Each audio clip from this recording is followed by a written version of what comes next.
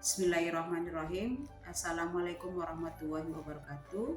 Salam sehat, salam sejahtera, salam jumpa kembali dengan saya Ida Ismania Sita, Guru Kimia SMA Negeri 1 Jambang. Pada video pembelajaran kali ini guna mengisi IKI TRK bulan Desember. Untuk materinya, saya akan melanjutkan materi pada video pembelajaran yang bulan kemarin, bulan Desember, yaitu kimia unsur pada subbab sifat kimia.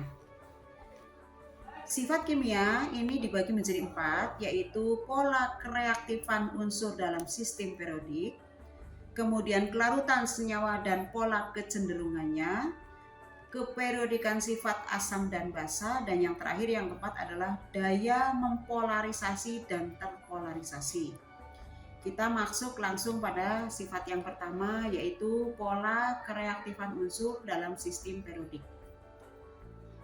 Golongan 1A dan 2A, golongan 1A biasa disebut dengan golongan alkali dan golongan 2A disebut dengan alkali tanah, sangat reaktif disebabkan unsur-unsur tersebut mempunyai energi ionisasi yang rendah, sehingga mempunyai kecenderungan membentuk ion positif atau kation. Unsur-unsur golongan 7A juga sangat reaktif karena afinitas elektronnya tinggi, sehingga mempunyai kecenderungan untuk menarik elektron dan menjadi elektron negatif atau biasa disebut anion. Yang kedua, unsur-unsur blok S semakin besar nomor atomnya, semakin reaktif, sebab energi ionisasinya semakin kecil.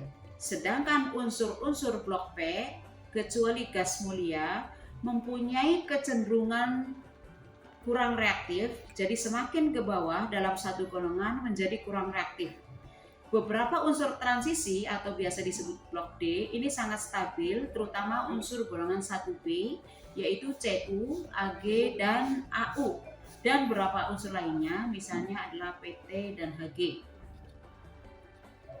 Sifat kimia yang kedua adalah kelarutan senyawa dan pola kecenderungannya. Kelarutan suatu zat di dalam air ini dipengaruhi oleh beberapa faktor, antara lain ukuran partikelnya, baik molekul ataupun ionnya, energi kisi kristalnya, dan energi hidrasinya. Zat dengan ukuran partikel besar umumnya lebih suka larut daripada zat-zat dengan ukuran partikel yang lebih kecil, karena tampak pada kecenderungan kelarutan garam sulfat dari golongan alkali tanah yang semakin kecil dari Mg ke Ba. Energi kisi merupakan energi yang dilepas apabila ion-ion gas bergabung membentuk kristal ionik. Sedangkan energi hidrasi adalah energi yang dilepas apabila ion-ion gas terlarut dalam air. Sifat yang kedua pada kelarutan senyawa dan pola kecenderungannya ini adalah struktur kristal suatu zat. Ini juga dapat berpengaruh terhadap kelarutan suatu zat. Struktur kristal adalah khas atau unik untuk suatu zat, sehingga apabila suatu zat dapat menimbulkan penyimpangan pada pola kecenderungan kelarutannya. Artinya begini, apabila suatu zat yang segolongan mempunyai struktur kristal yang berbeda, maka akan dapat menimbulkan penyimpangan pada pola kecenderungan kelarutannya.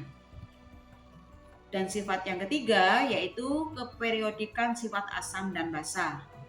Kekuatan asam dan basa dapat diprediksi dari kekuatan ikatan antar proton atau antar proton H+ dengan gugus atom pusatnya.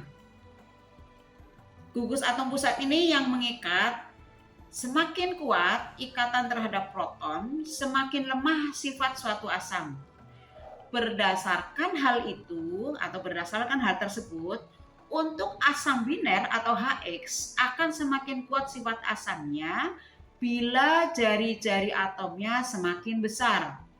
Sebab semakin besar jari-jari atomnya, maka akan semakin lemah gaya tarik-menariknya atau gaya tarik antar atom X terhadap atom H, Dan atom H ini akan mudah terlepas sebagai proton atau H+. Nah, berdasarkan hal tersebut, dalam satu golongan asam atau dalam satu golongan, asam binernya semakin kuat dan dengan naiknya nomor atom atau makin ke bawah. Yang kedua, untuk asam oksi atau biasa dinotasikan dengan HOX. Kekuatan asam ini ditentukan oleh keelektronegatifan X. Sebab semakin elektronegatif O dan X, maka akan semakin kuat. Sehingga ikatan antara H dan O menjadi lemah dan mudah melepaskan proton atau H+. Apabila X ini merupakan atom yang elektropositif, maka yang akan terlepas adalah gugus OH-nya yang mengakibatkan bersifat basa. Berdasarkan hal itu, maka sepanjang periode semakin ke kanan, dari kiri semakin ke kanan, letak unsur asam oksinya akan semakin kuat. Dan yang terakhir, ini adalah daya mempolarisasi dan terpolarisasi.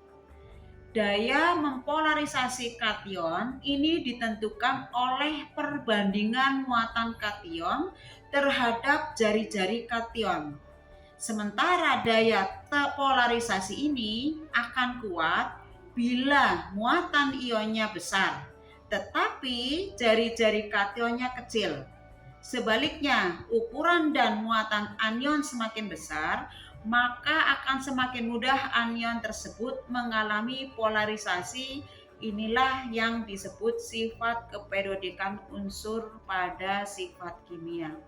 Demikian video pembelajaran kali ini, mudah-mudahan ada manfaatnya untuk teman-teman semuanya. Akhirul kalam, wabillahi taufik wal hidayah. Assalamualaikum warahmatullahi wabarakatuh.